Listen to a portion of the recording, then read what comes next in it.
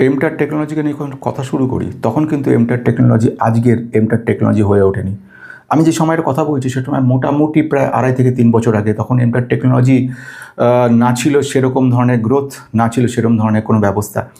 Totally কোম্পানিটা একটা flat way movement করছিল, কখনো কখনো ডাউন হচ্ছিল, কখনো ডাউন ট্রেন্ড ছিল, কখনো যাকে বলা হয় বিয়ারিশ মুভমেন্টে ছিল।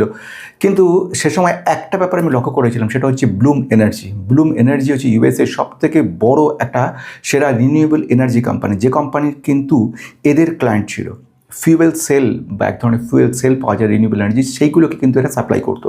প্রিসিশন ইলেকট্রনিক ইনস্ট্রুমেন্ট তখন সাপ্লাই করতো, এবং স্পেস রিসার্চের ব্যাপারে কথা হচ্ছিল। শুধু বিজনেসটাকে চিন্তা ভাবনা করে এই স্টকে কিন্তু নিজে ইনভেস্টেড হই এবং তোমাদেরকে জানাই। প্রায় 2.5 থেকে 3 বছর আগের কথা বলছি আমি এটা।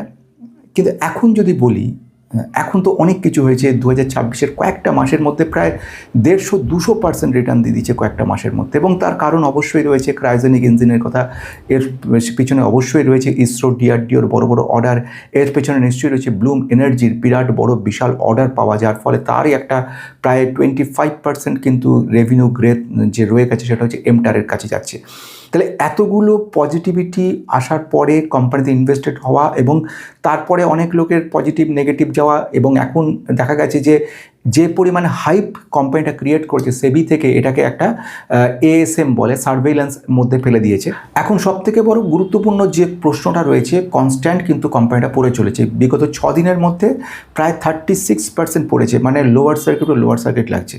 এখানে দুটো ব্যাপার বলা, আমি সে সময় কোম্পানিটাকে ইনভেস্ট করেছিলাম এবং আমার কয়েকশো পার্সেন্ট রিটার্ন রয়েছে এই মুহূর্তে, সেটাই কিন্তু বড় ফ্যাক্টর নয়। ফ্যাক্টরটা হলো বিজনেস থাকাটা বড় ফ্যাক্টর। এরকম অজস্র মানুষ রয়েছে, অজস্র এর থেকেও বেশি বেশি হাজার পার্সেন্ট রিটার্ন দিয়েছে, শুধু বিজনেসটা ভালো বুঝে সেখানে ইনভেস্ট করে ফান্ডামেন্টালটাও জানার জন্য। ফান্ডামেন্টাল অ্যানালিসিস করাটাও কিন্তু খুব জরুরি রয়েছে এই মুহূর্তে। ফান্ডামেন্টাল জানার জন্য মেম্বারশিপ নিয়ে দেখতে পারো, সেখানে আমি ডিটেলস আলোচনা করেছি বিভিন্ন রকম প্যারামিটার নিয়ে। কোনটা হচ্ছে গ্রোথ লেভেল, কোনটা পিইজি রয়েছে, কোনটা প্রাইস টু আর্নিং রেশিও রয়েছে, কোনটা হচ্ছে return on equity, return on capital employed, কোনটা ক্যাপিটাল অ্যাডিকুয়েসি রেশিও, কোনটা ব্যাঙ্কিং ফান্ডামেন্টাল, কী কী স্পেশাল প্যারামিটার রয়েছে, এনএনপিএ, এনআইএম, এনআইপি এটসেট্রা। এর কথা বলছি। এমটার টেকনোলজি 3টে প্রশ্ন রয়েছে। প্রথম প্রশ্ন হচ্ছে পজিটিভ সাইডে কথা বলবো, নেগেটিভ সাইডে কিছু কথা বলবো, আমার ডিসিশন কী নেবার নেব। কেন এই কথাটা বললাম, আমাদের এখানে কয়েকজন ক্লায়েন্ট এই ব্যাপারে রিকোয়েস্ট করেছেন যে এমটারে স্যার এখন কী করব। আমি কেউ আছে 400% রিটার্নে, কেউ আছে 300% রিটার্নে, কেউ আছে 200% রিটার্নে। তাহলে এখন কি করা যেতে পারে, কারণ কনস্ট্যান্টলি কোম্পানিটা কিন্তু এইরকমভাবে ডাউন ট্রেন্ড হয়ে চলেছে, প্রতিবার লোয়ার সার্কিট লেগে চলেছে, একটার পর একটা মাইনাস প্রায় 40% কিছুদিনের মধ্যে ডাউন হয়ে গেছে। তাহলে এবার আসছি কয়েকটা পয়েন্টের দিকে। প্রথম পয়েন্ট পজিটিভ সাইডের কথা ফার্স্টে বলছি। অ্যারোস্পেস ডিফেন্স এগুলোর ওপরে কোম্পানিটার কিন্তু একটা বিরাট বড় দখল রয়েছে। সেকেন্ড ওয়ান যেটা বলবো সেটা হচ্ছে রিনিউয়েবল এনার্জির ক্ষেত্রে clean energy, green energy, hydrogen energy, এর ওপরে কিন্তু কোম্পানিটা কাজ করছে। তাই ভবিষ্যৎ যে বিজনেস ফ্যাক্টরগুলো হচ্ছে তার উপর কোম্পানিটা কিন্তু কাজ করছে। তৃতীয়ত ম্যানেজমেন্ট গাইডেন্স কিন্তু দুর্দান্ত রয়েছে। ম্যানেজমেন্ট তো গাইডেন্স দিচ্ছিল অনেকদিন ধরে, মাঝখানে এটা কোম্পানির সম্পর্কে নেগেটিভিটিও চলে এসেছিলো। এনিওয়ে ম্যানেজমেন্ট থেকে খুব পজিটিভ কিছু কথা বলেছে, যে গ্রোথ লেভেল, রেভিনিউ, যে গ্রোথ গাইডেন্স সেটা দুর্দান্ত দিয়েছে, এবং আগামী দিনে টার্গেট রয়েছে যে খুব শীঘ্রই আমরা একটা বড় 2030 সালের মধ্যে ডবল করতে চলেছি এটসেট্রা। সমস্ত ভালো ভালো পজিটিভ কথাবার্তা ম্যানেজমেন্ট থেকে বক্তব্য রেখেছে। নেগেটিভ সাইডের মধ্যে এবারে আসতে হবে। সবচেয়ে বড় নেগেটিভ সাইডগুলো যেটা কারণে, প্রথম ঘটনা সেটা হচ্ছে কি, সেটা হচ্ছে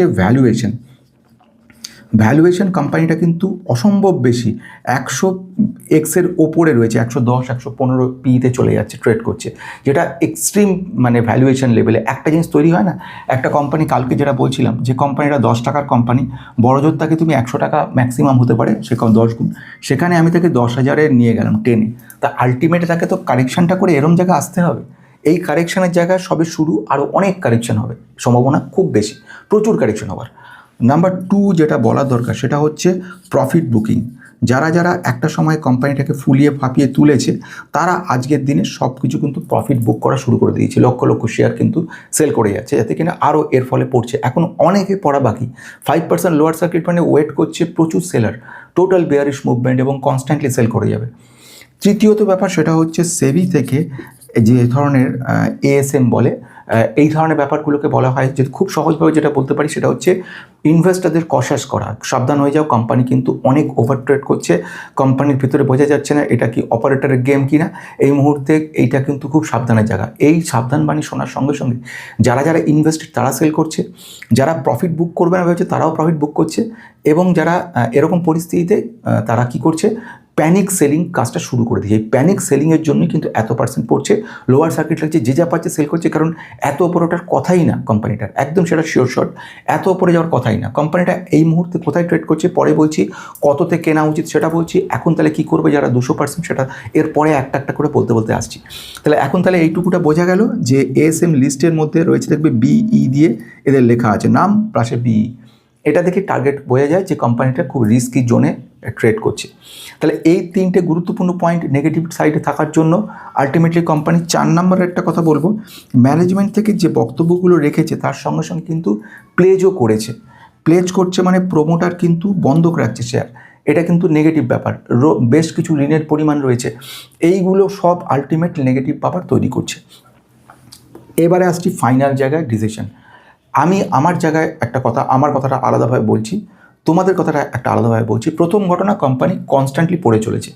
এইরকম অবস্থাতে যে ধরনের ব্যাপার থাকে সেটা হচ্ছে একটা প্রফিট বুকিং করা দরকার। প্রফিট বুকিং মানে যদি তোমরা 200, 250, 300% থাকো, তাহলে সেটাকে সম্মান দেওয়ার জন্য, প্রফিটটাকে সম্মান দেওয়ার জন্য এর অ্যাপ্রক্সিমেট যে ক্যালকুলেশন প্রসেস বলে 50%, 50 to 60% প্রফিট তুমি বুক করে নাও, বাকি 50% তুমি একটা লং টার্মের জন্য রেখে দাও। লং টার্ম কেন বলছি, কারণ এর পজিটিভ সাইডগুলো খুব ভালো রয়েছে, সব পজিটিভ সাইড শেষ হয়ে যায়নি, কারণ মানে ভবিষ্যতে কিন্তু ডিফেন্স সেক্টর, অ্যারোস্পেস সেক্টর এগুলোতে ইম্প্রুভমেন্ট হবেই। তার সঙ্গে renewable energy, renewable clean energy plus Bloom এনার্জির একটা বড় ক্লায়েন্ট কনসেন্ট্রেশন থাকার জন্য মাঝখানে প্রফিটটা কমে গেছিলো।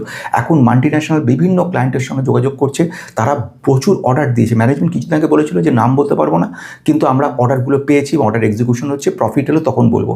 এখন সেই অর্ডার এক্সিকিউশন কমপ্লিট হয়ে গেছে, প্রফিটেবল জায়গায় এসছে, একটাকে দুটো কোয়ার্টারে বুঝবো, কিন্তু নেক্সট কোয়ার্টারে আরও পড়ার একটা সম্ভাবনা রয়েছে, কারণ অলরেডি যারা বুল তারা পুরো টেনে নিয়ে গেছে প্রায় 50 to 60%।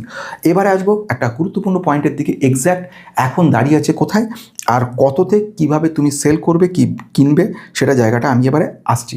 প্রথম ঘটনা হচ্ছে, আমি যদি এখন এই মুহূর্তে চার্টে যাই, 5744-এ কিন্তু মোটামুটি ট্রেড করছে এটা, এই 5744, এটাকে যদি আমি টেকনিক্যাল পয়েন্ট অফ ভিউ থেকে অ্যানালিসিস করি, তাহলে 5525, ঠিক 5500 থেকে 5525 এই সাপোর্ট জোনে গিয়ে ও কিন্তু দাঁড়াবে, মানে 200 পয়েন্ট আরও পড়ার কথা রয়েছে, হয়ে দাঁড়ানোর কথা রয়েছে ফার্স্ট লেভেলে।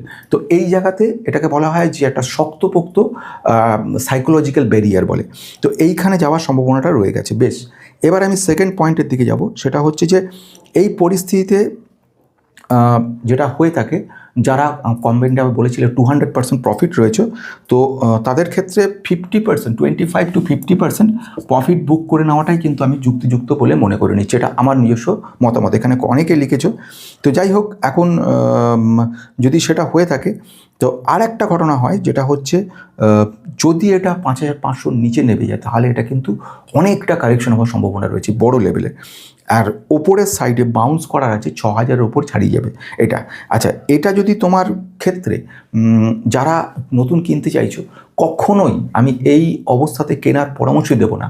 এই ক্ষেত্রে অ্যাটলিস্ট যদি কেউ কিনতে যায়, তাকে অন্তত 35 to 40% কারেকশানে, 40% কারেকশান মানে মোটামুটি ধরে নাও এখানে 10% কারেকশান 500, সেক্ষেত্রে তোমার 3200 থেকে ওই মানে 3000 to 3200 এই রেঞ্জটা হচ্ছে একটা স্ট্রং বাইং জোন তৈরি করে দিচ্ছে আমাদেরকে।